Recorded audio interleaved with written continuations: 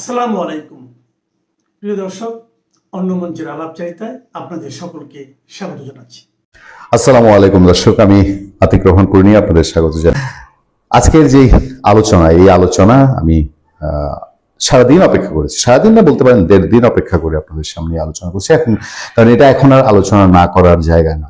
আমাদের social media সয়লাভ, সে video দেখতে দেখতে সোশ্যাল মিডিয়া সয়লাভ হয়ে গেছে। আমি শুধু একটা কথাই বলবো, মিডিয়া খুঁজে খুঁজে বের করেছে যে নারীকে নিয়ে তার ভিডিও, সেই নারীর সাথে তার 57 বছরের বয়সের পার্থক্য, কোন জায়গায় রুচির দুর্ভিক্ষ নেমেছে, তাদের চিন্তা ভাবনা কোথায় গিয়ে দাঁড়িয়েছে, আমার কাছে এইটাই এখন অবাক লাগছে।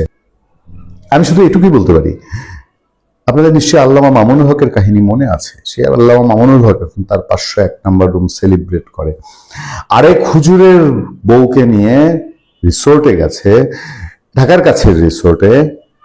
পারিবারিক ট্যুর বলা যাবে না, কারণ তাদের সন্তানাদি আছে, এবং সেখানে গিয়ে যখন ধরা পড়েছে তখন দাবি করেছে ওই হুজুরের স্ত্রী তার দ্বিতীয় বউ। ধরা খাওয়ার আগে সমাজের কেউ, তাদের পরিবারের কেউ ওই খবর জানে না। কিন্তু গাজী নজরুল ইসলাম এখানে এক স্টেপ পার হয়ে গেছে। শাক দিয়ে মাছ ঢাকতে গিয়ে জামাতে ইসলাম, ইসলামী ছাত্র শিবির এবং গাজী নজরুল ইসলাম, তারা এই মাছ তো ঢাকতে পারেনি, পুরো হাড়ি উলটপালট করে ফেলেছে।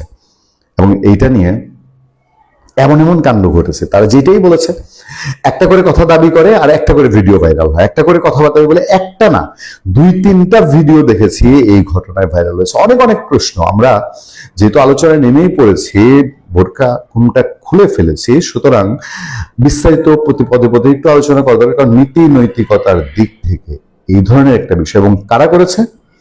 জামাতে ইসলামী, যারা ইসলামের নাম করে, ইসলামের পর্দার নাম করে, ইসলামের শালীনতার নাম করে রাজনীতি করে, যাদের নেতাকে জামাতে ইসলামের আমির সবচেয়ে বড় দাড়িপাল্লা দিয়ে সাতক্ষীরা ইলেকশনে পরিচয় করে দিয়েছে, এত বড় দাড়িপাল্লা আর দেখি নেই, তিনি হবেন নীতি নৈতিকতার সবচেয়ে বড় ধারক বাহক। সেই লোকের যখন এই কাণ্ড সামনে আসে এবং কাণ্ড ধরা পড়ার পরে তিনি যখন সেই জায়গায় স্পটে বলেন তিনি কাজটা খারাপ করেছেন, তিনি নারী নিয়ে প্রথমবার এসেছেন, এখন ধরা পড়ার পরে কত রকম কিচ্ছাই দেশে ছড়াতে পারে সেগুলো মিডিয়া খুব স্পষ্টভাবেই তুলে ধরছে। একটার পর একটা। একবার ইসলামী ছাত্র শিবির এই ভিডিও গতকাল যখন ছড়িয়েছে তখন দাবি করেছে এটা এআই দিয়ে তৈরি। তারা এআই দিয়ে নানান রকম ভিডিও তৈরি করে চেষ্টাও করেছে এস্টাবলিশ করার যে ভিডিও এআই দিয়ে তৈরি। রিমেজ স্ক্যানার যখন এটাকে পরীক্ষা নিরীক্ষা করে বলল যে এই ভিডিওটা এআই দিয়ে তৈরি না, এটা অরিজিনাল ভিডিও, তারপরে গিয়ে সাতক্ষীরা জামাত দাবি করলো এই নারী গাজী নজরুল ইসলামের দ্বিতীয় স্ত্রী। তারপর প্যাচ লাগলো তারপর আরো ভিডিও ছড়ালো। আর ওই ভিডিওতে দেখা গেল তার মগবাজার এক হোটেলে ধরা খেয়েছে। তারা দাবি করেছে তারা একটা অফিস রুমে গিয়েছিল। হাই রে কি অফিস রুম! এই অফিস রুমে একটা পুরা মানে জম্পেশ বেডরুম আছে, যেখানে ডুয়েল খাট, ডাবল খাট, সেখানে আলমিরা আছে, বেডরুমের জিনিসপত্র সব গোছানো আছে। মানে পুরো দোস্তর একটা হোটেল রুমকে তারা অফিস রুম বলে চালিয়ে দিতে চাইলো। তখন এসে আবার ভিডিও সামনে আসলো। আমি 3টা ভিডিও দেখেছি, এবং সেই ভিডিও আসার পরে গাজী নজরুল ইসলাম এবার দাবি করলেন তাকে ফাঁসানো হয়েছে, তাকে ব্ল্যাকমেল করার চেষ্টা করা হয়েছে।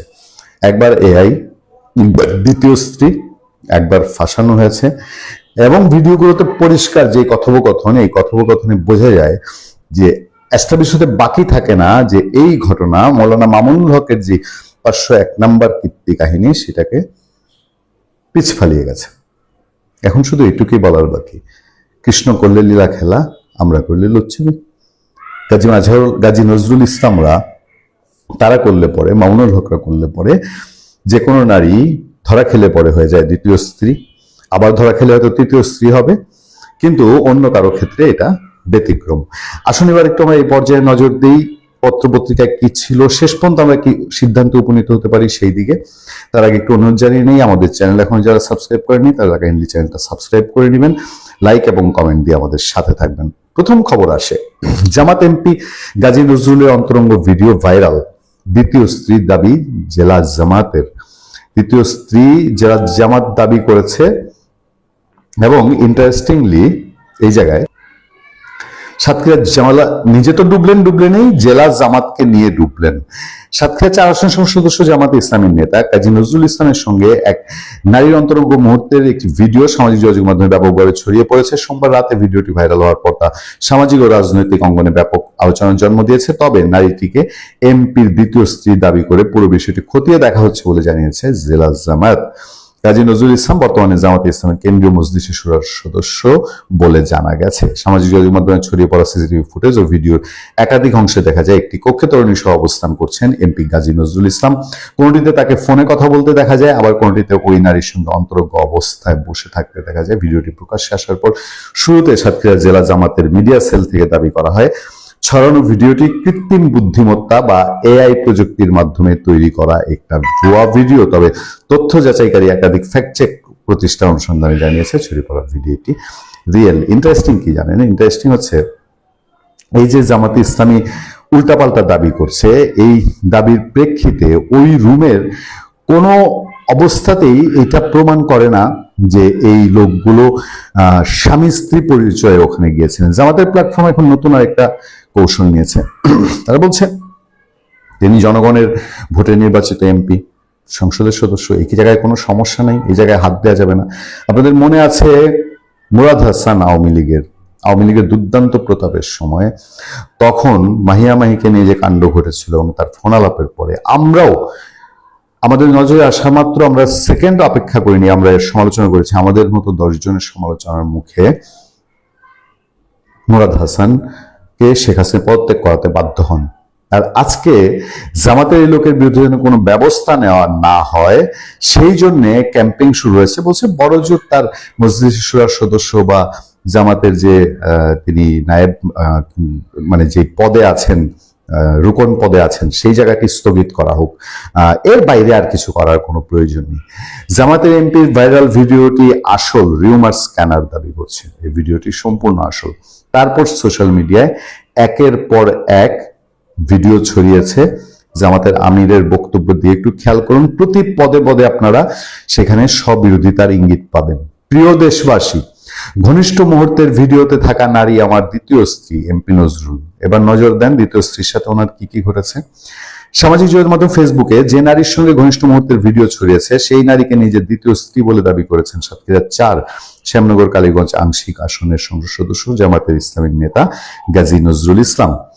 মঙ্গলবার পাঠানো এক বিবৃতিতে তিনি দাবি করেন, তবে ওই নারীর পক্ষে এখনো কোনো বক্তব্য পাওয়া যায়নি। এমপি নজরুল ইসলাম বিবৃতিতে লিখেছেন, প্রিয় দেশবাসী, গত 13 জুলাই 2026 তারিখে আমরা প্রথমা ও দ্বিতীয় স্ত্রীকে সঙ্গে নিয়ে রাজধানীর মগবাজারে আমার দ্বিতীয় স্ত্রীর বাবার ব্যবসায়িক অফিসে যাই, কিন্তু সেটা পুরো দস্তুর একটা হোটেল রুমের ডেকোরেশন।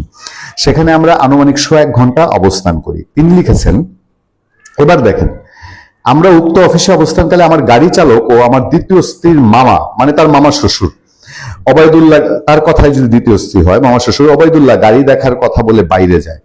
পরবর্তীতে সে 5-7 জন অপরিচিত ব্যক্তিকে নিয়ে আমাদের কক্ষে প্রবেশ করে এবং আমাদেরকে জিম্মি করে 1 লক্ষ টাকা আদায় করে। আপনি আপনার স্ত্রীকে নিয়ে যেখানেই গেলেন, বাংলাদেশে অনিরাপদ জায়গায় গেলেও সেখানে হয়তো অঘটন ঘটতে পারে, কিন্তু যদি জিম্মি করে বলে যে আপনার স্ত্রী সত্যিকার স্ত্রী হলে, উনি একজন এমপি, রাজধানীর শহরের বুকে, তাকে জিম্মি করে 1 লক্ষ টাকা আদায় করে নিয়েছে। আমাদের হাতে যেসব ভিডিও আছে, আপনারা সোশ্যাল মিডিয়া যেসব ভিডিও দেখছেন, এসব ভিডিও কি ইঙ্গিত দেয় যে সেদিন তিনি এই মহিলাকে স্ত্রী ইঙ্গিত দিতে গেছেন? প্রত্যেকটা ভিডিওতে তাকে নাজেহাল, নার্ভাস অবস্থায় দেখা গেছে। তিনি বলেছেন যে তিনি ভুল করেছেন, তিনি অনেকটা ক্ষমা চেয়েছেন। সেই নারীকেও খুবই অপ্রস্তুত অবস্থায় পাওয়া গেছে। এমপি নজরুল ইসলাম লিখেছেন, আমি চলাচলের জন্য যে ভাড়াকৃত গাড়িটি ব্যবহার করি ওবায়দুল্লাহ যোগসাহসে, পরবর্তীতে সেটিও আটকে রেখে দফায় দফায় আমার কাছে কয়েক লক্ষ টাকা দাবি করা হয়। আমরা টাকা দিতে অস্বীকৃতি জানালে আমাদের বিভিন্ন ধরনের হুমকি দেওয়া হয়। আমি এ সময় জানতে পারি আমার দ্বিতীয় স্ত্রী বাবার সঙ্গে ওবায়দুল্লাহর পূর্ব শত্রুতা ও পারিবারিক বিরোধের জের ধরেই, মানে গল্পটা উনি সাজাতে গিয়ে উনি আরো প্যাচ লাগিয়েছেন। এই যে কাহিনীগুলো ঘটে গেছে, দেশে জামাত ইসলামের কি এমনই আকাল যে আওয়ামী লীগ ক্ষমতায়, জামাতের এমপি এরকম পর্যায়ে হলে মানে আইন শৃঙ্খলা তারেক রহমান কি নির্দেশ দিতেন যে জামাতের এমপি এরকম বিপদে পড়ছে, তোমরা পারো গিয়ে তারা আরো বিপদে ফেলাও, হেনস্থা করো? নাকি সরকার সহযোগিতা করতো একটা এমপি এরকম ব্ল্যাকমেইল করার জন্য? তিনি লিখেছেন, পরবর্তীতে হিংসা ও ব্যক্তি স্বার্থ চরিতার্থ করার উদ্দেশ্যে ওবায়দুল্লাহ আমাদের স্বামী স্ত্রীর ব্যক্তিগত ঘনিষ্ঠ মুহূর্তের ভিডিও ধারণ করে ও ফেসবুক বিভিন্ন সামাজিক মাধ্যমে ছড়িয়ে দেয়।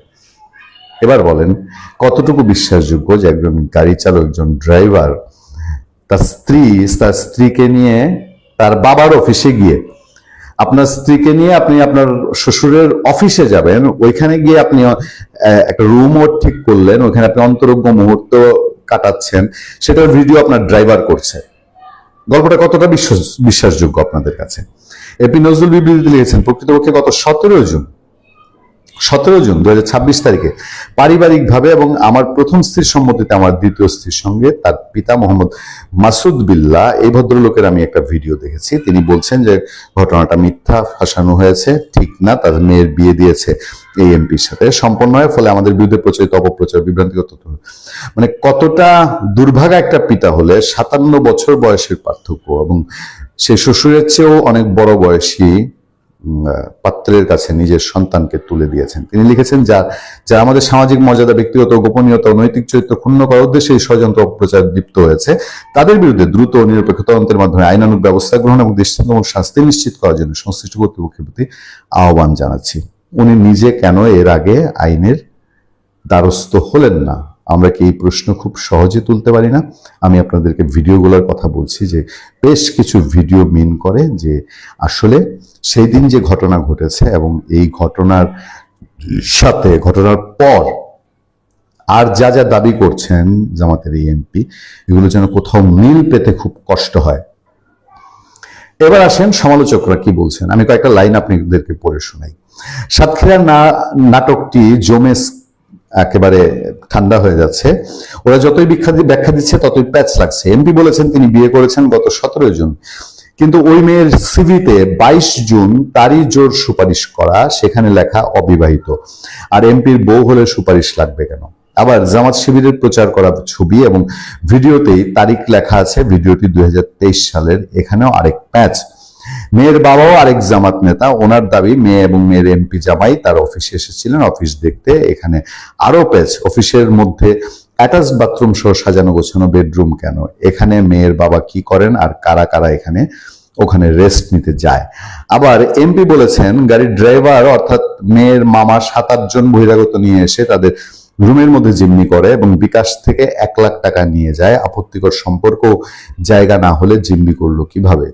বড় স্ত্রী ও সন্তানরা এখনো দৃশ্যপটে আসেননি, এসছেন। বড় স্ত্রী দাবি করেছেন, বড় স্ত্রীর একটি ভিডিও আমরা দেখেছি, সেই বড় স্ত্রীর ভিডিওটি তিনি একটা লিখিত বক্তব্য, বোঝা যাচ্ছে মহিলা খুব কষ্টে পড়েছেন। পত্রপত্রিকা কালবেলা বলছে জামাত এমপির ভিডিওটি মগবাজারের ব্ল্যাকমেইলের অভিযোগ, যেটা আমরা এর আগে আপনাদের সামনে তুলে ধরেছি। আমরা শেষ করতে চাই, শেষ প্রান্তে আছি। আরো কিছু ভিডিও আমাদের সামনে, কিছু ফটোকার্ড আমি আপনাদেরকে দেখাচ্ছি, যেসব ফটোকার্ডে বিভিন্ন সময় দাবি করা হয়েছে। সেই ফটোকার্ড একটি আছে আমার কাছে, কালের কণ্ঠ বলছে জামাত এমপির দ্বিতীয় বিয়ের 7 দিন পর স্ত্রীর বায়োডাটায় লেখা আনম্যারিড। এটা হচ্ছে কালের কণ্ঠের দাবি। কালের কণ্ঠের আরো একটি দাবি, জামাত এমপি গাজী নজরুলের সঙ্গে দ্বিতীয় স্ত্রীর বয়সের পার্থক্য 57 বছর। এরকম আরো ভিডিও আমাদের হাতে আছে। আমি শেষ করব শুধু দুজনে যদি ফেসবুক পোস্ট দিয়ে, একটু ট্রল, একটু রম্য, একটু নাটকীয়তা।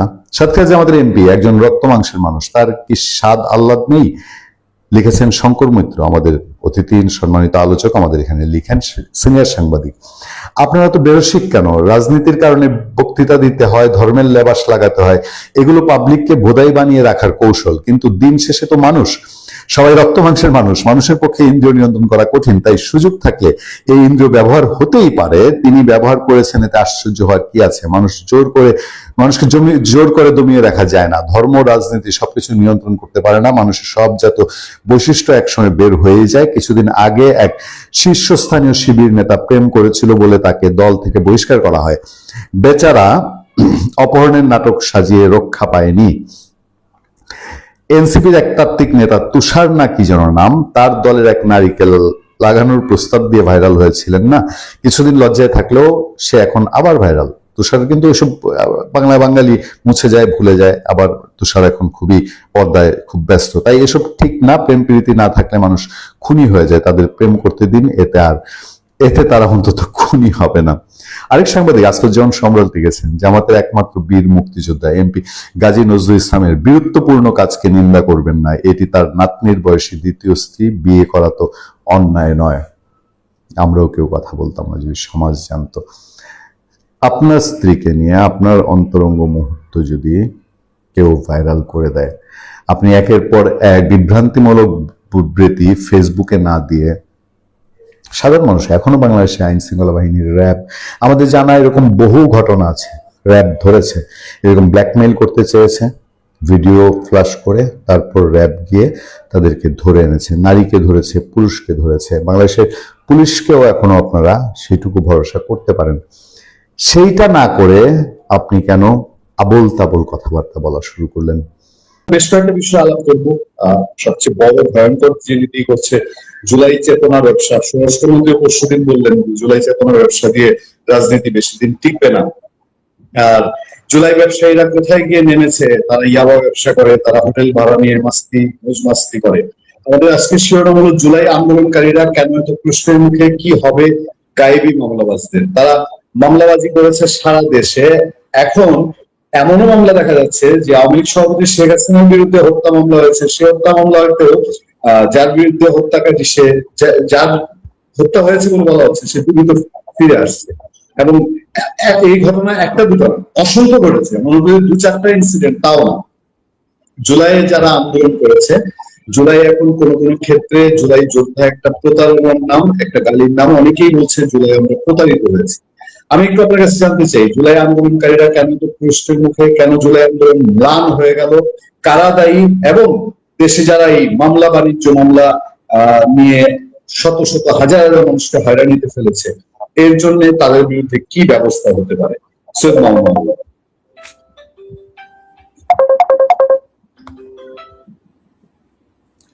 জি, ধন্যবাদ। প্রথমেই আপনার যে প্রশ্ন, জুলাই আন্দোলন নিয়ে প্রশ্ন, কেন জুলাই আন্দোলন ম্লান কেন, প্রশ্ন যে কোনো আন্দোলন নিয়ে থাকতে পারে, এটাই গণতন্ত্রের ভাষা। কিন্তু ম্লান হয়ে গেল কেন? ধরেন আজকে তো জুলাইয়ের 21শে জুলাই, তাই না? জি, 21শে জুলাই কিন্তু আমাদের জাতীয় জীবনে আরেকটা ঘটনা, আমি যদি ভুল না করে থাকি। আপনার জেলার সন্তান, বীর মুক্তিযোদ্ধা, বীরোত্তম খ্যাত কর্নেল তাহেরের আজকে ফাঁসির দিবস। আচ্ছা আচ্ছা আচ্ছা। একটি অন্যায় মামলায় আইনের নামে একটা জুডিশিয়াল কিলিং করে তার ফাঁসি দেওয়া হয়েছিল জিয়াউর রহমানের শাসন। তো যাই হোক, আমি সেই বীর মুক্তিযোদ্ধা, তার রাজনীতির সঙ্গে আমি একমত ছিলাম না, কিন্তু আমাদের বীর মুক্তিযোদ্ধা, যিনি মুক্তিযুদ্ধে একটি পা হারিয়েছিলেন, পাকিস্তান থেকে পালিয়ে এসে যুদ্ধ করেছিলেন আমাদের এই প্রিয় মাতৃভূমিকে স্বাধীন করার জন্য, সেই বীর মুক্তিযোদ্ধা লেফটেন্যান্ট কর্নেল অবসরপ্রাপ্ত আবু তাহেরের প্রতি আমি গভীর শ্রদ্ধা জানাই এবং তাকে সালাম জানাই তার অপরিসীম অকুতভয় সাহসের জন্য। একটি পা হারানোর পরও তিনি আবারও যুদ্ধে নেমেছেন, বীর মুক্তিযোদ্ধা খালেদ মোশাররফদের মতো। তো যাই হোক, এখন আপনি যেটা বলছেন জুলাই আন্দোলন ম্লান কেন, দেখেন জুলাইয়ের 5 আগস্ট আওয়ামী লীগ সরকারের বিদায় হলো। শেখ হাসিনাকে যারা বলতো যে তিনি পালিয়ে গেছেন, এখন তো দেখা যাচ্ছে আর্মি তাকে সসম্মানে ভারতে রেখে এসছে নিরাপত্তার জন্য। তো যাই হোক, সেই তর্কে গেলাম না, কিন্তু ফ্যাক্ট রিমেইনস, জুলাই আন্দোলনে ধরেন একটা তো সমস্যা ছিল এবং সেজন্য আন্দোলনও হয়েছিল, অনেক সাধারণ মানুষও আন্দোলন এসেছিল। সেটি হচ্ছে আওয়ামী লীগ সরকার 2018 থেকে 24 পর্যন্ত ভোট নামক যে গণতন্ত্রের সবচেয়ে স্থিতিশীল এবং সবচেয়ে ইম্পর্টেন্ট আসপেক্ট, ধরেন উইনস্টন চার্চিলের ভাষায়, যে একটা ছোট লোক, ওদের ওখানে তো টিক দেয় পেন্সিল দিয়ে যাবে, ভোট কেন্দ্রে ঢুকবে, ব্যালট পেপার নেবে, টিক চিহ্ন দেবে, ব্যালট বক্সে ফেলবে, চলে আসবে, গণতন্ত্রের অভিযাত্রা শুরু হবে। তা আমরা তো আজ 55 বছরও সেই ভোট ঠিক করতে পারলাম না, কখনো একতরফা, কখনো এক পক্ষকে বাদ রেখে, কখনো রাতে, কখনো আমি তুমি ডামি, কখনো নানাভাবে। তো সেই জন্যই মানুষের একটা আন্দোলন ছিল নানা ইস্যুর সঙ্গেও, যে ভোটাধিকার প্রতিষ্ঠা করতে হবে। প্লাস আওয়ামী লীগ সরকারের বিরুদ্ধে অভিযোগ ছিল, অনেকের মতো আমাদেরও ছিল, সেটা হচ্ছে বিচার বিভাগ সহ বিভিন্ন সাংবিধানিক প্রতিষ্ঠানগুলোকে ক্রমান্বয়ে দুর্বল করে ফেলা হয়েছিল, সাবসার্ভিয়েন্ট করা হয়েছিল বিচার বিভাগকে, এবং অনেকগুলো এর নজিরও আছে। এটা থেকে একটা মুক্তির জন্য আন্দোলন হয়েছিল। এখন এর মধ্যে গণ আন্দোলনে যে স্বাভাবিক চরিত্র, অনেক শক্তিই থাকে, ডানপন্থী, বামপন্থী, মধ্যপন্থী, উদার, মৌলবাদী। কিন্তু জুলাই আন্দোলনে এখন যা দেখা যাচ্ছে যে একটা ডিপ ষড়যন্ত্র মার্কিন যুক্তরাষ্ট্রের বা মার্কিন সাম্রাজ্যবাদের, এবং তার সঙ্গে ধর্মান্ধ এবং মৌলবাদী ৭১-এর পরাজিত শক্তি জামাত, শিবির, এবং এটা ঠিক ৭১-এর ঘটনার মতো ঘটে গেছে। যেমন আমাদের মহান মুক্তিযুদ্ধ মার্কিন যুক্তরাষ্ট্র রাজাকারের ভূমিকায়, পরে যাই সাহায্য সহযোগিতা করুক, বা পরে আওয়ামী লীগ, বিএনপি সবাই মার্কিন যুক্তরাষ্ট্রের আশীর্বাদ নিয়েই ক্ষমতা এসেছে নানা সময়, বা মার্কিন যুক্তরাষ্ট্রের সঙ্গে বিরোধিতাও করেনি, কিন্তু এবারে মার্কিন যুক্তরাষ্ট্র এই কাজ করেছে। এখন ধরেন আওয়ামী লীগ তো রাজপথে অ্যাক্টিভ নাই, দল হিসাবে নিষিদ্ধ, অন্যান্যরাও কম বেশি বলছে না, কিন্তু জুলাই আন্দোলনের যে নানা দুর্বলতা, এটা তো জুলাই আন্দোলনে যারা অন্যতম দাবিদার তারাই বলছে। যেমন একটা আছে মুফতি ইজার হারুনি, সম্ভবত নাম ভুল না হলে, সে তো তার বক্তৃতা তো ভাইরাল হয়েছে। সে বলেছে ১ তারিখ থেকে সেনাবাহিনীর কর্নেলরা তাদের কাছে মেসেজ পাঠিয়েছে ১ আগস্ট থেকে, যে আপনারা রাজপথ ছাড়বেন না, আমরা কোনো কিছু করব না। এবং ওনার প্রথমে সন্দেহ হয়েছে মৌলভী সাহেবের যে এটা বোধহয় শেখ হাসিনাই করাচ্ছে এজেন্সি দিয়ে, পরে আরো দেখলো যে মামুনুল হকের দল সহ অন্যান্য সব ধর্মান্ধ গোষ্ঠীকেই সেনাবাহিনীর কোন কোন অফিসার মেসেজ পাঠিয়েছে যে আপনারা রাজপথ ছাড়বেন না, আমরা কোনো কিছু করব না, গুলি করব না, আমরা আপনাদের পক্ষেই থাকবো। আবার এই যে রাশেদ খান, গণ আদালতের গণ অধিকারের সাবেক সাধারণ সম্পাদক, বর্তমানে বিএনপি নেতা এবং বোধহয় পরশুদিনই জনাব বিশেষ সহকারী হয়েছেন তারেক রহমান প্রধানমন্ত্রী সাহেবের বিশেষ সহকারী, উনি তো বলল যে ১ আগস্টে যে নাহিদ যে শহীদ মিনারে ১ দফা কর্মসূচি দিল, তার আগে আর্মি কনসেন্ট দিয়েছে। তাহলে এখন আন্দোলনের রূপটা কি দাঁড়ালো? রূপটা ইতিহাস ঠিক করবে, বুঝেছেন? ফিডেল ক্যাস্ট্রো যখন সফল বিপ্লবের আগে বাতিস্তা সরকারের বিরুদ্ধে প্রথম বিপ্লব করতে গিয়ে গ্রেপ্তার হয়েছিল বাতিস্তা সরকারের হাতে, তখন আদালত থেকে বের হওয়ার সময় সাংবাদিকরা জিজ্ঞেস করছিল যে আপনার কি হবে, তো বলেছিল হিস্ট্রি উড অ্যাবজলভ মি, ইতিহাস আমাকে ধারণ করবে। ইতিহাস এতই নির্মম, ইতিহাস জুলাই আগস্টের ইতিহাস লেখা হবে নির্মোহভাবে, যেমন মুক্তিযুদ্ধের ইতিহাস লেখা হয়েছে, ৫২-র ইতিহাস, ১৭৫৭ সিপাহী বিদ্রোহের ইতিহাস, জুলাইয়েরও ইতিহাস, যার যতটুকু অবদান আছে, যে সৎ উদ্দেশ্যে যারা আন্দোলন করেছে তাদের অবদানও আছে। এবং এর মধ্যে যে মৌলবাদী শক্তি, এবং কেন আপনি যে প্রশ্ন মিলান হলো, কেন মিলান হলো, অ্যাকচুয়ালি ৫ তারিখে শেখ হাসিনা দিল্লি চলে যাওয়ার পরই, তার প্লেন চলে উড়ে যাওয়ার পরই আমরা অবাক বিষয়ে লক্ষ্য করলাম যে গণভবন, যেটা আমাদের রাষ্ট্রের প্রধানমন্ত্রীর ভবন, সেখানে অ্যালাউ করলো তদানীন্তন আইন শৃঙ্খলাকারী সংস্থা, বিশেষ করে সেনাবাহিনী, সর্বপ্রকার লুট, যেটা ওই দিনই আমার বিকাল থেকে সন্ধ্যা থেকে মনে হয়েছে যে এটা আমাদেরকে কি শিক্ষা দিচ্ছে। সেইখানে আপনার মাছ ধরা, কাপড় চোপড়, একজন দাদির বয়সী মহিলার নানা পার্সোনাল সামগ্রী নিয়ে উল্লাস। এই প্রজন্ম তো বাংলাদেশের না, এই প্রজন্ম তো আমরা না, এই প্রজন্ম তো আমাদের মুরব্বীরা না, বা আমাদের তরুণরাও না, সব তরুণও না। ওইখান থেকে শুরু হলো। তারপরে খবর পেলাম ৩২ বঙ্গবন্ধুর বাড়ির উপর রাখ কেন?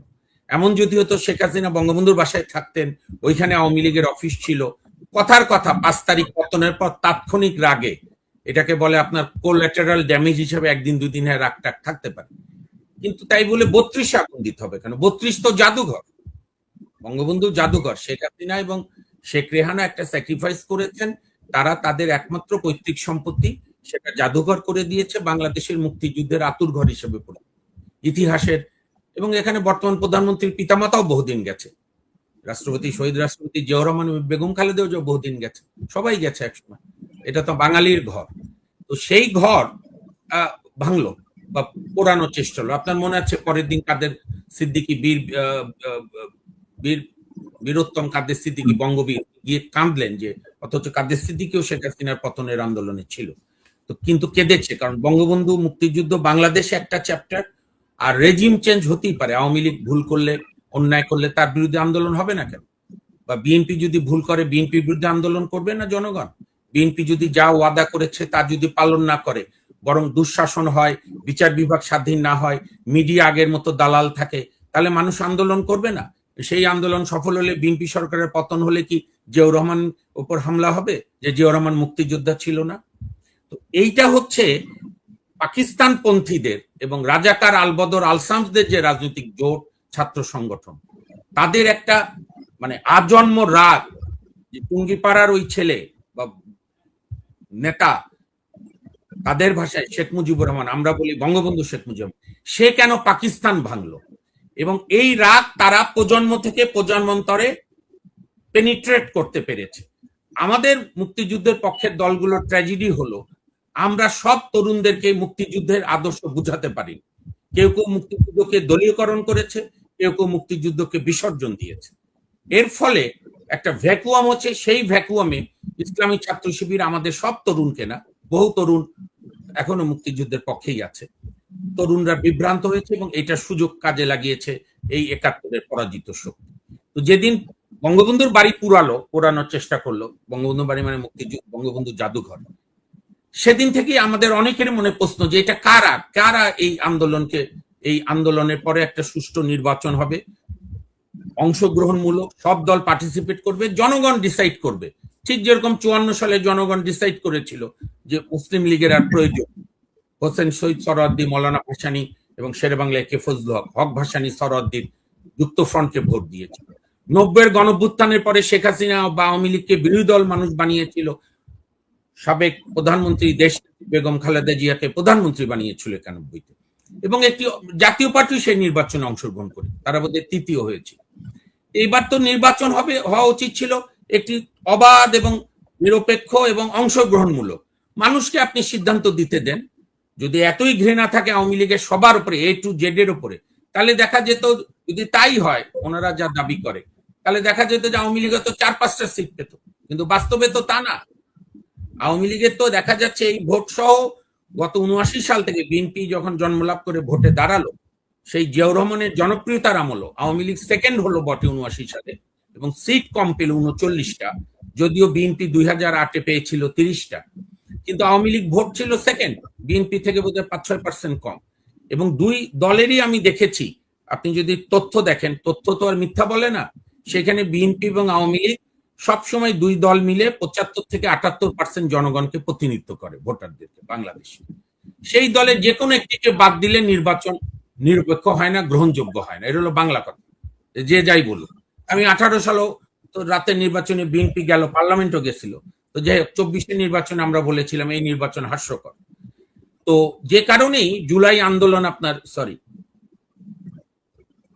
মিলান হয়েছে, বেশি ক্রেডিট নিতে গিয়ে আন্দোলনের মানে মূল যারা পিছন থেকে কলকাঠি নেড়েছে তাদের চেহারা উন্মোচিত হয়েছে, ফলে মানুষ আর এইটার সঙ্গে নিজেকে সম্পৃক্ত করতে পারছেন।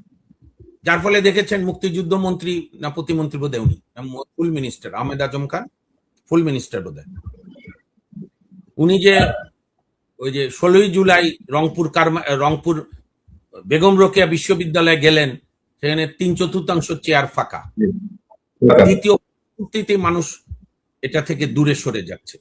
তো সুতরাং আমার মতে জুলাই আন্দোলন ম্লান হয়েছে অ্যাকচুয়ালি ৫ আগস্টের পর মুক্তিযুদ্ধ, বঙ্গবন্ধু এবং বাংলাদেশকে আক্রান্ত করার কারণে।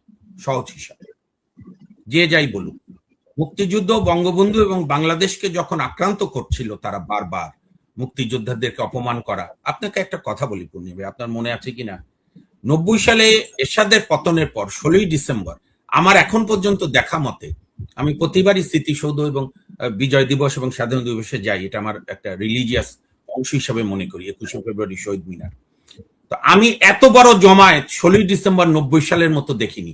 তখনকার বাংলাদেশের লোক সংখ্যা চিন্তা করেন ১০ কোটি টোটি হবে, ঢাকা শহরে বা কত সাভার টাবার মিলে।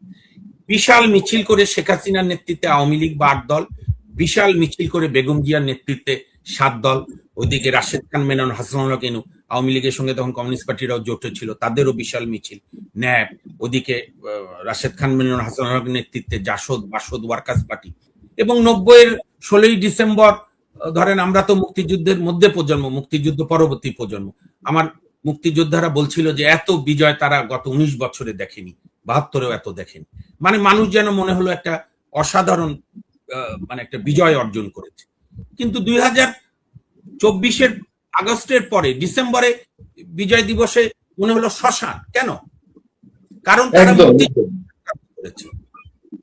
এবং আমি তো ধরেন আমি কেন এখন মুখ খুলছি এবং আরো খুলছি, ইউনুসের জামানাও খুলেছি রিস্ক নিয়ে, কারণ রিস্ক নেওয়াটা বড় কথা না, বিবেক দিয়ে কথা বলতে হবে। অন্তত আমরা যারা স্বাধীন পেশায় আছি, চাকরি বাকরি করি না, আইনজীবী আমার পেশা, আমার মেধা মনন দিয়ে আমি চলি, কোনো সরকার দল আমার উপরে কোনো খবরদারি করতে পারবে না।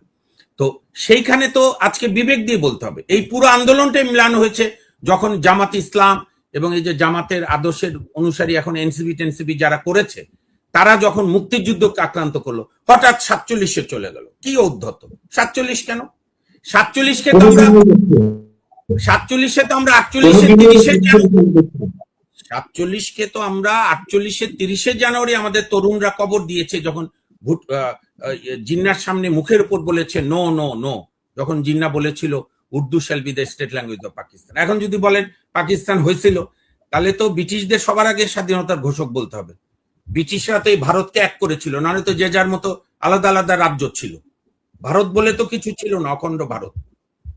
আমাদের এই বাংলা নবাব সিরাজউদ্দৌলারা 3টা জায়গা চালাতো, ওইখানে অন্য মুসলমানরা, ওইখানে হিন্দু জমিদাররা, এখানে এই বংশ। ব্রিটিশে তো এই এন্টার ইন্ডিয়াকে এক করলো, বার্মা বাদ দিলে। তাহলে তো ব্রিটিশদের বলতে আমরা ব্রিটিশের সঙ্গে গর্বিত, ব্রিটিশ আমাদেরকে এক করে দিয়েছে পরে ভারত এবং পাকিস্তান, এটি তো কথা নয়।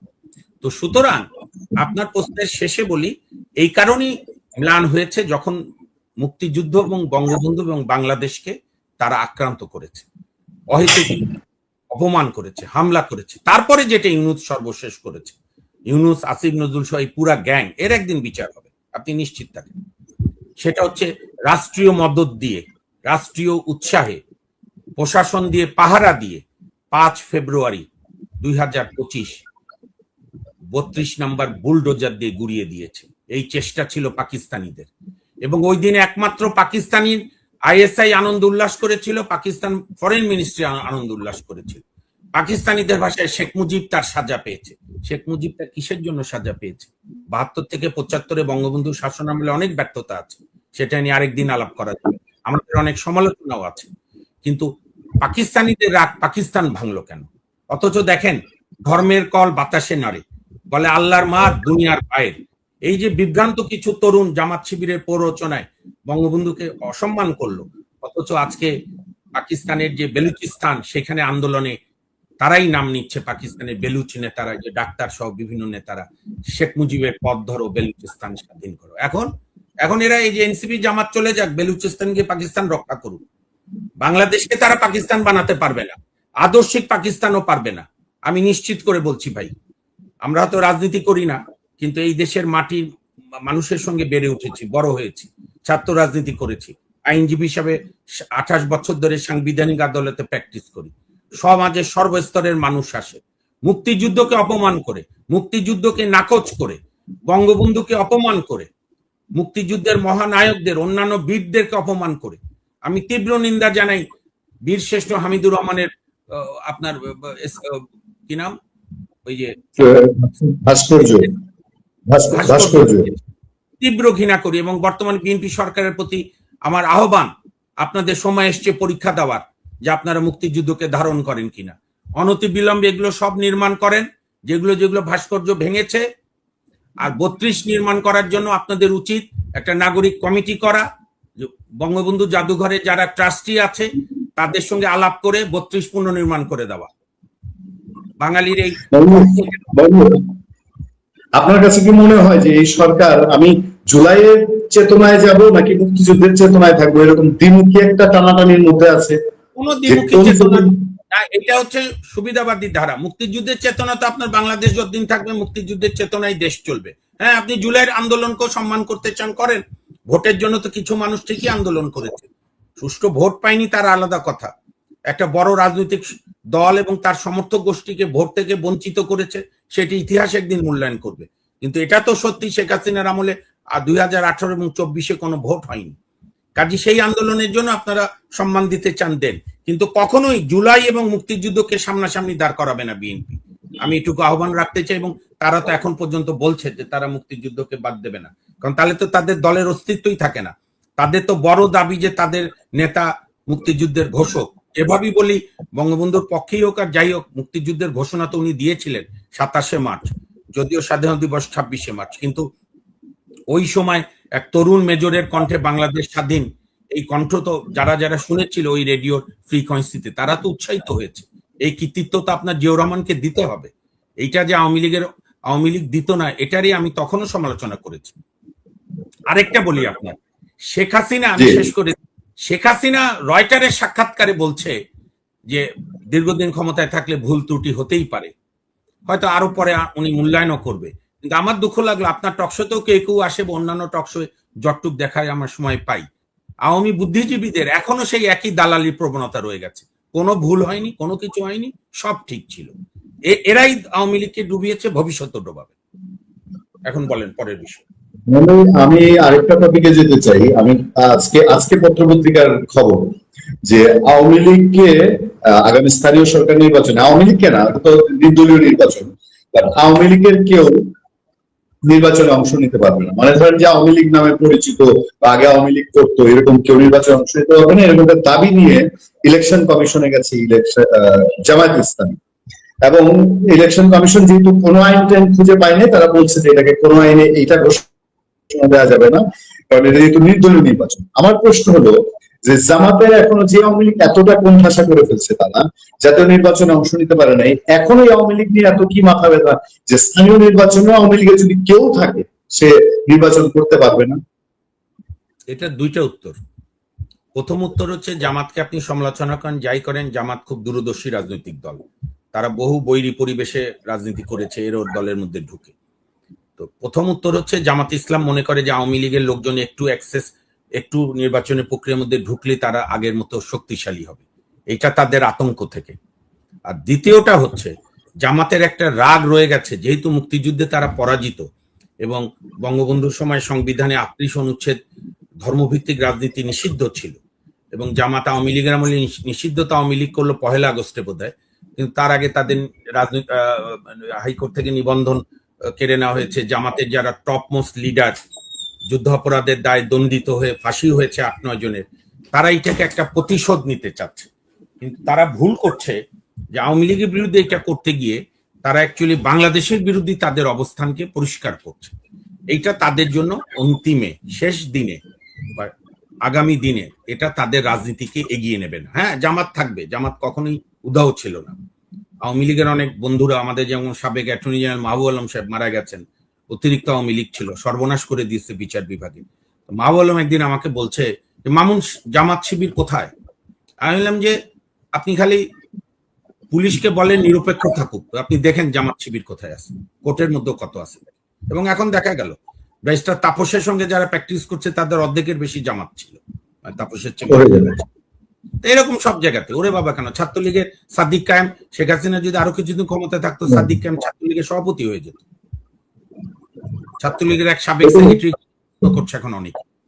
এটা হচ্ছে মুক্তিযুদ্ধের পক্ষের শক্তির রাজনীতিতে অদূরদর্শিতা, সততার অভাব। when ফাইন্যান্স ডিকটেটস, যখন আপনি অসৎ হয়ে যান, দুর্নীতিবাজ হয়ে যান, কমিটি বিক্রি করার খেলা খেলেন, তখন তো এগুলো জামাত শিবির সুযোগ নেবেই। জামাত শিবিরকে আপনার মোকাবেলা করতে হবে খুব সততার সঙ্গে, পলিটিক্যাল কমিটমেন্ট নিয়ে, কারণ তারা তাদের রাজনীতিতে খুব সৎ। জামাতের কিন্তু ব্যক্তিগত করাপশন আপনি কম পাবেন, তারা পলিটিক্যাল করাপ্ট করে, তারা দলের জন্য চাঁদা নেয়, দলের জন্য ফান্ড করে, একে ওকে চাকরি দেয়, ব্যাংক বানায়, এই বানায়, হসপিটাল বানায়, কিন্তু ইন্ডিভিজুয়াল করাপশন করে না। তাদের একটা রাজনীতি, এটা আগেও ছিল, এখনো আছে, সেইটাকে আপনি মোকাবেলা করবেন রাজনীতি দিয়ে। আমাদের আওয়ামী লীগ সহ অন্যান্য শক্তির ভুল হয়ে গিয়েছিল, মনে করেছিল ক্ষমতায় আসলেই বোধহয় গণতন্ত্র প্রতিষ্ঠা হয়, মুক্তিযুদ্ধ বাস্তবায়িত হয়। মুক্তিযুদ্ধের চেতনার যে একটা কালচারাল মুভমেন্ট সবসময় দরকার ছিল, সেইটা তারা করেনি বলেই 22 বছরে শিবিরের একটা ছেলে লেখবার দুঃসাহস দেখায় যে আমাদের বীরশ্রেষ্ঠ মতিউর, সে প্লেন হাইজ্যাক করেছিল, আর পাকিস্তানের ক্যাপ্টেন মিনহাজ, সে বীর, কারণ সে পাকিস্তান রক্ষা করেছিল। কিংবা শিবির 25 সালে না 24-এর কোন সংখ্যায় লিখেছে যে শিবিরের পত্রিকায় কোন লোক লিখেছিল, পরে তারা চাপের মুখে সরিয়ে নিয়েছে, কিন্তু সেইটা তো ছাপা হয়েছিল যে মুসলমানরা তারা পাকিস্তানের বিরুদ্ধে কেন যুদ্ধ করেছিল। রাজনীতিটাকে জামাত শিবিরই আবার সে আগের জায়গায় এনেছে, ফলে এখন আমাদের রাজনীতি আর এর থেকে বাইরে যেতে পারবে না। আমরা যে অনেকেই, আমি যেমন, আমরা সহ অনেকেই মনে করেছিলাম জামাতের একেবারে যেগুলো ধরে 90-91 সালে জন্ম, 80 সালে জন্ম, শিবির করে, তাদের কেন আমরা রাজাকার বলবো? তারা রাজাকার না, তারা আলবদর না, কিন্তু তারা চেতনার রাজাকার। কারণ তারা মুক্তিযুদ্ধকে অপমান করে, তারা বাংলাদেশকে অপমান করে, তারা বঙ্গবন্ধুর প্রতিকৃতিতে গিয়ে মূত্র বিসর্জন দেয়, তারা 32 নম্বর ভাঙে। তো সুতরাং এই এই এই এই কারণেই জামাত এগুলো চেষ্টা করছে। আমি আজকে একটা কথা পরিষ্কার বলে দিই, কেউ মাইন্ড করুক আর না করুক, বাংলাদেশের বর্তমান প্রেক্ষাপট আগেও যা ছিল সেই প্রেক্ষাপটে আওয়ামী লীগ বা বিএনপি যে কোনো একটি দলকে বাদ দিয়ে আপনি দেশের রাজনৈতিক স্থিতিশীলতা আনতে পারবেন না, এবং এটি একটি অংশগ্রহণমূলক ইনক্লুসিভ রাজনীতি হবে না। এটা এখন যত দেরি করবেন এগুলো প্রক্রিয়াকে সহজ না করতে, তত উত্তেজনা বাড়বে, তত রক্তক্ষরণ হবে, তত আপনার সময় অতিবাহিত হবে। এখন বিএনপি যদি মনে করে আমাদের উপরে এত এত অত্যাচার হয়েছে আমরাও করব, ফাইন, আপনারা ক্ষমতায় আছেন, আপনারা এটা করতেই পারেন। কিন্তু আমি আবারও বলি, প্রতিশোধ আরেকটি প্রতিশোধকে নিশ্চিত করে, আর রাগ এবং ঘৃণার বিচার, প্রতিশোধের বিচার ন্যায় বিচার নিশ্চিত করে না, ভবিষ্যৎ প্রতিশোধের বিচারকে আমন্ত্রণ জানিয়ে রাখে নিশ্চিতভাবে। মোহন ভাই, আজকে সবশেষ এসে একটা বিষয় আলাপ না করলেই না হয়, এটা হলো যে আমাদের সাতক্ষীরার এক এমপি মোল্লা, সম্ভবত গাজী নজরুল ইসলাম, তিনি একটা কাণ্ড ঘটালেন। আমি কাণ্ড বলবো না, খুব কুকাণ্ড বলবো। এবং এর আগে আমরা দেখেছি মৌলানা মামুনুল হকের ক্ষেত্রে দেখেছি প্রায় কাছাকাছি একটা ঘটনা, এবং সোশ্যাল মিডিয়া একদম সয়লাভ হয়ে গেছে। এরপরে জামাত, ইসলামী ছাত্র শিবির এক একবার এক একটা কথা বলে, আবার নতুন নতুন ভিডিও সামনে আসে। এই যে ইসলামের কথা বলেন ওনারা, ইসলামের তারা ধারক বাহক, ইসলামের রাজনীতি করে, সেই লোক আবার নাকি মুক্তিযোদ্ধা, এই যে একটা কাণ্ড কারখানার জন্ম দিলেন, এই কাণ্ড কারখানাটা সমাজের কি বিরূপ প্রতিক্রিয়া হতে পারে? মানে তাদের যে নীতিনৈতিকতার কথা, আর এইটা যখন এখন আবার তাদেরই পুরো ছোঁয়ান নেমে গেছে যে এটাকে এস্টাবলিশ করার জন্য এটা ভালো, তাহলে এটার প্রভাব কি আমাদের সমাজে খুব প্রভাব পড়ে না? আমাদের সমাজ এত ঠুনকো না যে জামাতের এক এমপি এ ধরনের কাজ করবে আর সমাজ সেটাকে ভালোভাবে নেবে, এইটা না। আমি ব্যক্তিগতভাবে যদি জিজ্ঞেস করেন, আমি পার্সোনালি কারো লেভেলে যেতে চাই না, কারণ দুইজন কনসেন্টিং অ্যাডাল্ট কি করছে না করছে এটা দেশের আইন এবং যার যার বিশ্বাসের ব্যাপার।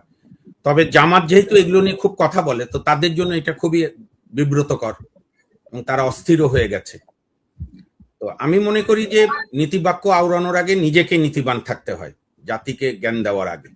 আর পার্সোনাল বিষয় যার যার থাকতেই পারে, কিন্তু আমি তো দেখলাম, আমাকে আমার এক বন্ধু দেখালো, এমপি সাহেবের প্রথম ওয়াইফ বলেছে উনি সেকেন্ড ওয়াইফ, হতে পারে। আমি এইটা নিয়ে, জামাতকে বাংলাদেশের মানুষ অনুসরণ করে না, এইটা আমি বিশ্বাস করি না। যেটুক যেটুক করে এটা আগেও করেছে। আপনি বরং আরেকটা চ্যাপ্টার আমি বলে আজকের মতো শেষ করি, আপনি অনুমতি দিলে। এই যে ভুয়া মামলা জুলাই আগস্ট, জি, অনেক মামলায় আপনার বাদী বেঁচে এসে কোর্টে এসে থানায় এসে বলছে আমি মরিনি, আমি বেঁচে আছি। এইটার জন্য আমাদের বিচার বিভাগও দায়ী। আমাদের বিচার বিভাগ যেরকম দায়ী, গত 2014 থেকে 24 পর্যন্ত তদানীন্তন আওয়ামী লীগ সরকার কষ্ট পায় এরকম কোনো কাজ করতে চাইতেন না। আমি আপনাকে একটা উদাহরণ দিই। 28 অক্টোবর বিএনপি যে বিশাল জনসভা হলো, এবং তদানীন্তন আওয়ামী লীগের পুলিশ, র্যাব জনসভাকে পণ্ড করে দিল, বিএনপি নেতারা দেরকে ধাওয়া করলো, টিয়ার গ্যাস করলো, সাউন্ড গ্রেনেড মারলো, এবং রাতেই তো বোধহয় মির্জা ফখরুল আলমগীর সাহেবকে গ্রেপ্তার করলো। একদিন দুই দিন পরে আমির খসরু চৌধুরী মাহমুদ সাহেবকে, অন্যান্য নেতাদের অনেকে আত্মগোপনে চলে গেল। আমি এটা খুব ক্লাসিক উদাহরণ, আপনার দর্শকরা যেন একটু মনোযোগ দিয়ে শোনে। তো ওই সময় আমার কাছে একটা মামলা আসলো, আমার নিজের জেলা গাইবান্ধা জেলার বিএনপির কয়েক নেতার বিরুদ্ধে মামলা হয়েছে, তারা আগাম জামিন নিতে চায়। তা আমি হাইকোর্টের একটা বেঞ্চে আগাম জামিনের জন্য দাঁড়ালাম, মানে ওনাদের জন্য। হ্যাঁ জজ সাহেবরা 28 অক্টোবর, হ্যাঁ রে রে রে, এটা নিয়ে আর কোনো। আমি বললাম দেশে কি সংবিধান স্থগিত আছে? আমি বললাম দেশে কি সংবিধান স্থগিত আছে? মানুষের মৌলিক অধিকার নাই? জামিন চাইতে পারবে না? দেন না দেন আপনাদের ব্যাপার। এবং যাই হোক ওনারা দিল না, পরে ওনারা অন্য কোর্ট থেকে বোধ আমরা করলাম, বা যাই হোক হয়নি বলে। ঠিক 5 আগস্টের পরে ওই ঘটনারই আলোকে আওয়ামী লীগের নেতারা আমার কাছে জামিনের জন্য আসলো। আমি তাদের জামিন করানোর সময় বললাম যে আপনারা যখন ক্ষমতায় ছিলেন এই আদালতই আপনাদের বিএনপির বন্ধুদের জামিন নিতে দেয়নি, ঠিক যেরকম আমাদের বিচার বিভাগের লজ্জা বেগম জিয়াকে জামিন দেয়নি সুপ্রিম কোর্ট, আপিল বিভাগ, হাইকোর্ট বিভাগ। যে ভদ্রমহিলা কোনোদিন দেশ ছেড়ে যায়নি, যাকে চেষ্টা করে দেশ থেকে বের করতে পারেনি, যিনি 80 বছরের উপরে, 80-র কাছাকাছি বয়স, একজন বিধবা, একজন সেক্টর কমান্ডারের স্ত্রী, মুক্তিযোদ্ধা স্ত্রী, রাষ্ট্রপতির স্ত্রী, নিজে প্রধানমন্ত্রী ছিল 2-3 বার, এবং যার জামিনে বিন্দুমাত্র পলাতক হওয়ার চান্স নাই, সেই বেগম জিয়াকে আমাদের আপিল বিভাগ জামিন দেয়নি। এবং ঠিক একই আপিল বিভাগ কাজ করেছিল 2007-8 সালে, যখন দুই নেত্রী শেখ হাসিনা এবং বেগম জিয়াকে গ্রেপ্তার করলো 111-এর সরকার। এবং আপনার গ্রেপ্তারের ব্যাকগ্রাউন্ডটা মনে আছে। শেখ হাসিনার আশা নিষিদ্ধ করলো, দেশে ঢুকতে পারবে না। উনি গিয়েছিল চিকিৎসার জন্য, কানের ব্যথার। তো উনি তখন পারলে আটলান্টিক বা প্রশান্ত মহাসাগর সাঁতরিয়ে আসে। উনি ব্রিটিশ এয়ারওয়েজকে লিগ্যাল নোটিশ দিয়েছিল লন্ডন থেকে, যেহেতু উনি জিদ নিয়ে চ্যালেঞ্জ করে নিজের মাটিতে ফিরলেন। ফিরার তো 1-2 মাস পরে অ্যারেস্ট হলো। বেগম জিয়াও অ্যারেস্ট হলো সেপ্টেম্বরে। হাইকোর্টের একটা বেঞ্চ দুজনকে জামিন দিল, কারণ যে মহিলা জীবনের রিস্ক নিয়ে লন্ডন থেকে, আমেরিকা থেকে ঢাকায় আসলো শেখ হাসিনা, আর আরেক ভদ্র মহিলা বিএনপি নেত্রী, তাকে আর্মিরা গিয়ে ব্যাগ ট্যাগ গুছাই দিয়েও প্লেনে তুলতে পারেনি। সৌদি আরবের সঙ্গে বিএনপির সম্পর্ক ভালো, সৌদি রাজ বাদশা স্পেশাল চার্টার্ড ফ্লাইট পাঠিয়েছিল, ঠিক আছে উনি চলে আসুক, সৌদি আরবে যাবে। বেগম জি বলছে আমি কোথাও যাব না। সেই দুই মহিলাকে আপিলের ডিভিশনের সুপ্রিম কোর্টে তখন প্রধান বিচারপতির নাম ছিল মোহাম্মদ রুহুল আমিন, তাকে জনগণ ঠাট্টা করে টাইটেল দিয়েছিল হাবিলদার রুহুল আমিন। কত কষ্টে একটা দেশের প্রধান বিচারপতি। তো সেই রুহুল আমিন সাহেব জামিন দিল না। আমার স্পষ্ট মনে আছে ব্যারিস্টার রফিকুল হক বারবার বলছে যে এটা আপনারা কি সিদ্ধান্ত দিলেন, এটা হয়? এই দুইজন নেত্রী যারা নিজেরা রিস্ক নিয়ে দেশে আছে, তারা কোথায় পালাবে? যাই হোক, সেই প্রক্রিয়া তো পরেও চললো। আমরা যেটা আশা করেছিলাম 5 আগস্টের পরে আমাদের বিচার বিভাগ, বর্তমান বিচার বিভাগ, আপিল বিভাগ, হাইকোর্ট বিভাগ সাহসের সঙ্গে শীত দ্বারা খাড়া করে বিচার কার্য পরিচালনা করবে। Unfortunately that has not been done. যার ফলে দেখা গেল জুলাইয়ের ঘটনা শুনলেই না হাইকোর্ট বেল দেয়, না আপিল বিভাগ বেল দেয়। কিছুদিন আগে বেলের একটা শর্ত করলো, আওয়ামী লীগের জেলা কমিটির উচ্চ পদে যারা থাকবে তারা বেল পাবে না, ধরেন কোনো দোষ নাই। তাহলে কি হলো, থানায় কমিটি গঠন শুরু হয়ে গেল আওয়ামী লীগের। গরিব মানুষদের ধরায় বলে যে তুই টাকা দে। আমি বাস্তব উদাহরণ আছে, আপনি তদন্ত করে দেখেন, বা জনগণের রাষ্ট্রের সংস্থাগুলো তদন্ত করুন। এই তুমি টাকা দাও, নাহলে তোমার ছেলেকে জেলা যুবলীগের গুরুত্বপূর্ণ কমিটিতে ঢুকাই দিলাম, বা জেলা আওয়ামী লীগের কমিটিতে ঢুকাই দিলাম। ফলে এই ব্যবসা চলছে। এখন আমাদের দুর্ভাগ্য কি, বাংলাদেশে বারংবার মানুষ রক্ত দেয়, আত্মত্যাগ করে, বিশেষ করে গরিব জনগোষ্ঠী, কিন্তু আমাদের রাষ্ট্রের সাংবিধানিক প্রতিষ্ঠানগুলো নড়ে না, চড়েও না। আমাদের বর্তমান বিচার বিভাগ ওই একই লাইনে হাঁটছে, সরকারের সঙ্গে সমন্বয় করার চেষ্টা করছে। ঠিক যেরকম এক কুখ্যাত প্রধান বিচারপতি সৈয়দ মাহমুদ হোসেন আওয়ামী লীগের দালালি করে 2018 সালে বলেছিল তার ফেলিসিটেশনের রিপ্লাইতে, যে বিচার বিভাগ, নির্বাহী বিভাগ আর সংসদ, এই 3 বিভাগ সমন্বয় করে চলতে হবে, তাহলে দেশের উন্নয়ন হবে। জনাব সৈয়দ মাহমুদ হোসেন সাহেব, ফরমার প্রধান বিচারপতি, আপনাকে জিজ্ঞেস করতে চাই, আপনি কি ফ্যাসিলিটিতে চিফ ইঞ্জিনিয়ার হয়েছিলেন, না পানি উন্নয়ন বোর্ডের চিফ ইঞ্জিনিয়ার হয়েছিলেন, নাকি সড়ক ও জনপথ বিভাগের চিফ ইঞ্জিনিয়ার হয়েছেন? আপনার উন্নয়নের টেনশন কেন?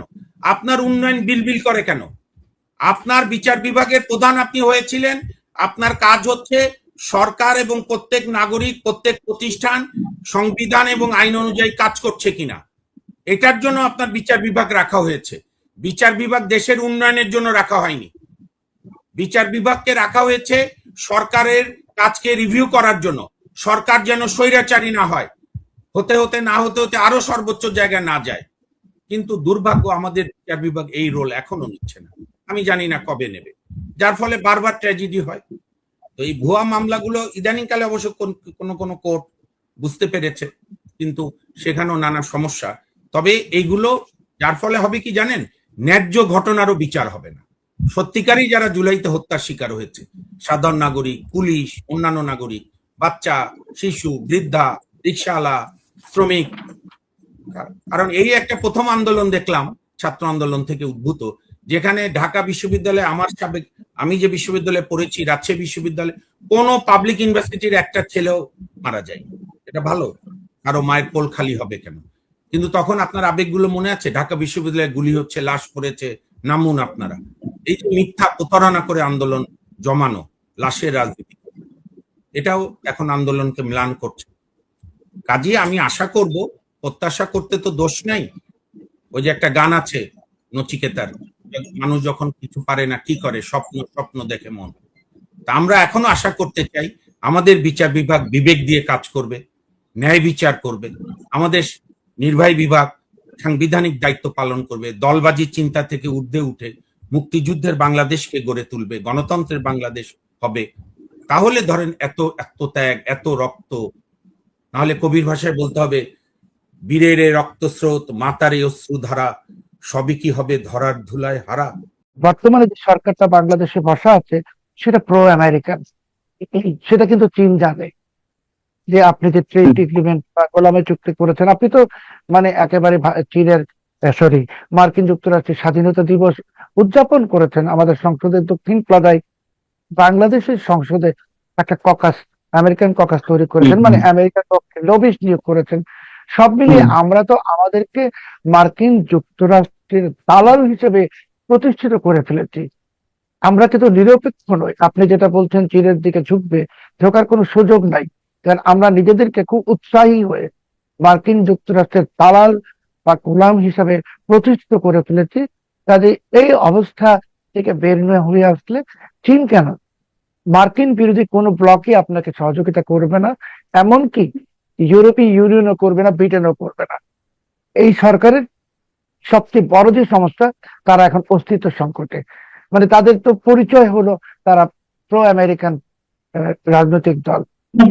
প্রো আমেরিকান জায়গা থেকে বেরিয়ে এলো বর্তমান সরকার। তারা চীনের প্রতিও তো এক ধরনের ঝোঁক রয়েছে, সেই জায়গা থেকে তারা স্ট্যান্ড পরিবর্তন করলো, সমস্যা কি?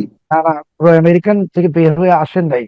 আমি তো বললাম যে চীনে আপনি গেছেন, আর তখনই বাংলাদেশের সংসদে দক্ষিণ প্লাজায় আমেরিকার স্বাধীনতা দিবস পালিত হচ্ছে। যখন প্রধানমন্ত্রী যাচ্ছেন চীনে, সেই মুহূর্তে সংসদের দক্ষিণ প্লাজায় আমেরিকার স্বাধীনতা দিবস পালন করছেন। চীনকে কি বার্তা দিলেন আপনি? আপনি এটাই বার্তা দিলেন যে আমরা আমেরিকা আর আমেরিকা আমাদের। ওই প্রেক্ষাপটে মানে এই যে পাশাপাশি ঠিক আছে, আপনার কথা ঠিক আছে, কিন্তু পাশাপাশি তো এই বার্তাও দিল যে আমরা ভারতমুখী নই, আমরা চীনমুখী। তাতে চীনমুখী কখনোই চীন গ্রহণ করবে না। আপনি ভারতমুখী নন, ঠিক আছে, কিন্তু আপনি আমেরিকার স্বাধীনতা দিবস পালন করেছেন। চীনের বড় শত্রু আমেরিকা, ভারত নয়। কাজেই আপনি যে চায়না গেলেন যে আশা নিয়ে প্রত্যাশা, সেটাকে তো পেছন থেকে ছুরি মেরে দেওয়া হয়েছে ওই সংসদের দক্ষিণ প্লাজায় অনুষ্ঠানটা করে। অনুষ্ঠানটার আয়োজক কারা ছিল আমরা সবাই জানি, এবং সেই অনুষ্ঠানে কারা অংশগ্রহণ করেছেন সেটাও জানি। কিন্তু খুব সুপরিকল্পিত ভাবে এই যে মার্কিন যুক্তরাষ্ট্র করেছে এটা, যে যখনই বিএনপি সরকার চেষ্টা করেছে চীনে একটা সম্পর্ক স্থাপনের, তখন এখানে তাদের যারা ক্রীড়ক আছে তাদেরকে দিয়ে এমন একটা কাণ্ড ঘটিয়ে দিল যাতে চীনের কাছে আপনার আর কোনো পাতা থাকবে না। সব মিলিয়ে এখন আমরা বলছি আমরা মার্কিন পন্থী। দেখুন, আমরা কিন্তু কখনো আমেরিকার কাছে ইসরায়েলের থেকে বেশি আপন হব না। তো যে ইসরায়েলকে আমেরিকা ইরানের সাথে যুদ্ধ মানে শান্তি চুক্তির সময় ইসরায়েলকে বাদ দিতে পারে তাদের নিজেদের স্বার্থে, সেখানে বাংলাদেশ কি আমাদেরকে জাস্ট বঙ্গোপসাগরে ছুড়ে ফেলবে। এবং এটা আমরা বুঝতেছি না, আমরা ভাবছি যে আমেরিকা আমাদের বন্ধু, আমাদের থেকে অনেক বড় বন্ধু ইসরায়েল। একটা কথা। দ্বিতীয় প্রশ্ন দেখুন, যে আমাদের যে মানে মহামহিম মোহাম্মদ ইউনূস, উনি কিন্তু 5 মাস ধরে ক্ষমতার বাইরে। আপনি জানেন উনি ফ্রান্সে গেলেন, জার্মানিতে গেলেন, নেদারল্যান্ডসে গেলেন, এখন ইতালিতে আছেন। এই মহামহিম মোহাম্মদ ইউনূসকে কিন্তু আমেরিকার ডাকছে না, অথচ ওনার বড় ব্যবসা গ্রামীণ আমেরিকাতে উনি কিন্তু যেতে পারছেন না। কেন যেতে পারছেন না বা কেন? 4,000 কোটি টাকা সেখানে বিনিয়োগ করা যুক্তরাষ্ট্রে, গ্রামীণ। 4,000 কোটি না, ওটা অনেক বেশি বিনিয়োগ করা আছে। এবং সেটার মাধ্যমে উনি মেক্সিকোতে দক্ষিণ আমেরিকার অনেক দেশে ব্যবসা এক্সপানশন করেছেন। উনি কিন্তু আমেরিকা যাচ্ছেন না। কেন যাচ্ছেন না? আগে তো আপনি দেখুন ট্র্যাক করে যে মোহাম্মদ ইউনূস আগে প্রতি বছর মানে যত না অন্য দেশে যেতেন তার থেকে বেশি আমেরিকায় যেতেন। বিভিন্ন সভা সমাবেশে ওনাকে আমন্ত্রণ জানানো হতো লেকচার দেওয়ার জন্য, কেউ দিচ্ছে না। কেউ কোথাও ওনাকে লেকচার দিতে ইনভাইট করছে না, এমনকি আমেরিকার বাইরেও না। উনি যেতে যাচ্ছেন, এখন যে গেছেন ভ্যাটিকানে, যেটা আপনি দেখেছেন একটি সম্মেলন, এখানেও উনি অনেক নোবেল লরিয়েটদের একজন, কিন্তু আমেরিকায় উনি যাচ্ছেন না। উনি কি যাচ্ছেন না, না যেতে পারছেন না? আমার কাছে তথ্য হলো ওনার গ্রামীণ আমেরিকার বিরুদ্ধে, যেহেতু এটি হিলারি ক্লিন্টন সংশ্লিষ্ট, গ্রামীণ আমেরিকার বিরুদ্ধে মার্কিন যুক্তরাষ্ট্রের যে আয়কর বিভাগ, তারা তদন্ত করছে প্রায় 8 মাস ধরে। কারণ উনি তো ডোনাল্ড ট্রাম্পের সাথে যে হিলারি ক্লিন্টনের নির্বাচনে উনি বিনিয়োগ করেছিলেন, এটা তো এখন প্রমাণিত, এবং আরো অনেক অভিযোগ আছে। আমাদের মহামহিম ইউনূস এখন আর আমেরিকা যেতে পারছেন না, যিনি আমেরিকাকে গোলামি চুক্তি সব চুক্তি করেছেন, তো ওনাকেও বাদ দিয়ে দিয়েছে। আমি আপনার এই মানচিত্রে বলেছিলাম আগে যে আমেরিকা কাউকে ব্যবহার করার পর টয়লেট পেপারের মধ্যে ছুঁড়ে ফেলে দেয়। আমরা জানি, হ্যাঁ, তো কিছু পেপার এখন বানিয়ে দেয়। আমাদের বর্তমান যে সরকার, বিএনপি সরকার, তারেক রহমান সাহেব, উনি ভাবছেন আমেরিকা ওনার সাথে আছে। আমেরিকা কারোর সাথে থাকে না। আমেরিকা তার স্বার্থ সিদ্ধির জন্য যতক্ষণ লাগে ততক্ষণ ব্যবহার করে। আর যদি ভাবেন যে আমেরিকা বন্ধু, খলিলুর রহমান আছে, খলিলুর রহমান কে? খলিলুর রহমান কেউ না। আমি তো বললাম যে ইসরায়েলের মতন একটি পরীক্ষিত এবং স্থায়ী মিত্রকে যদি ডোনাল্ড ট্রাম্প বাদ দিতে পারে, সেখানে বাংলাদেশ কি? সামনে যে সময়টা আসতেছে ভীষণ চ্যালেঞ্জিং। পাকিস্তান দুর্বল হয়ে যাচ্ছে, এবং পাকিস্তান ভাঙবে কি ভাঙবে না সেটা পরের প্রশ্ন। পাকিস্তান আগামী 2 বছর ইরান যুদ্ধ নিয়ে ব্যস্ত থাকবে। বাংলাদেশে যারা পাকিস্তান নিয়ে উচ্ছ্বাসে ছিলেন, তাদের আর উচ্ছ্বসিত হওয়ার কিছু নাই। চীন টাকা দিবে না, চীন করিডোর শুরু করে দিয়েছে। দেখুন, এটা কিন্তু আপনি চীনে ঘুরে আসছেন, আপনি আমেরিকার স্বাধীনতা দিবস পালন করেছেন, চীনের রাষ্ট্রদূত ঘোষণা দিয়েছে করিডোরের কাজ চলছে। এটা হলো কূটনীতি, মানে কূটনীতিতে বাংলাদেশকে একটা আরো বিপদে ফেলে দেয়া। এখন বাংলাদেশ আমি যদি বলে না, বাংলাদেশ যদি বলে না আমরা করিডোর দেই নেই, দিব না, তাহলেও বিপদ। বাংলাদেশ যদি চুপ করে থাকে, তাহলেও বিপদ। এখন সব মিলিয়ে বাংলাদেশের সামনে শুধু বিপদ আর বিপদ। এই বিপদ থেকে উদ্ধারের আপাতত কোনো পথ নেই। আমি শেষ প্রশ্ন যেটা আপনার কাছে করতে চাই সেটি হচ্ছে যে, তাহলে ডিপ স্টেটের যেটি খেলা ছিল, পাকিস্তানের একটি খেলা ছিল, তুরস্কের একটা খেলা ছিল, সবার অভিন্ন লক্ষ্য ছিল যে বাংলাদেশে তারা একটা সাম্প্রদায়িক, উগ্র সাম্প্রদায়িক একটা গোষ্ঠীকে ক্ষমতায় নিয়ে আসবে। তাদের সেই প্ল্যানিং তাহলে ভেস্তে যাচ্ছে বা তারা পিছু হটছে? না, তুরস্কের বা মার্কিন ডিপ স্টেটের উগ্র সাম্প্রদায়িক গোষ্ঠীকে তো ক্ষমতায় নিয়ে আসছে 24-5 আগস্টের পর। এখন আমি আপনাকে সেটাও, জি, আমি তো আপনার এখানে বলেছিলাম মানচিত্রে যে ওই ইউনূসের জমানাতেই বলেছিলাম যে এরপরে মিশর প্লট বাস্তবায়িত হবে। এখন মিশর প্লট বাস্তবায়িত হওয়ার সময় চলছে, আপনি দেখবেন। এবং আবারও বলছি, আপনার অনুষ্ঠানে একজন আব্দুল ফাত্তাহ আল সিসি ক্ষমতায় আসছেন বাংলাদেশে, এবং যারা এখন অতি পাকিস্তান প্রীতি, অতি আম, উগ্রবাদী পথে হাঁটছেন, নাচছেন, স্লোগান দিচ্ছেন, তাদের জন্য খুব ভয়ঙ্কর দুঃসংবাদ একদমই আসন্ন। কারণ আমেরিকা আপনাদেরকে ব্যবহার করা যতটুকু করা দরকার ছিল করেছে। এখন আমেরিকার অনেক বড় এজেন্ডা, অনেক বড় মাথা ব্যথা, ইরান যুদ্ধ, মধ্যপ্রাচ্য, এটা বাদ দিয়ে বাংলাদেশের দিকে এখন তাকানোর সময় নাই। এখন বাংলাদেশকে এবং বাংলাদেশ তাদের যারা লোকজন, সবাইকে ডিসপোজ অফ করে দিবে। কারণ বাংলাদেশ চ্যাপ্টার ইজ ক্লোজ। এখানে এখন আর কোনো কিছু নতুন করে হবে না, নতুন কিছু আসার দরকার নেই, এটা কোনো প্রত্যাশার প্রয়োজন নাই। এখন আমেরিকা এখানে শেষ রক্ষা হিসেবে মিশরে যেমন আব্দুল ফাত্তাহ আল সিসিকে বসিয়ে দিয়েছিল, বাংলাদেশও বসায়।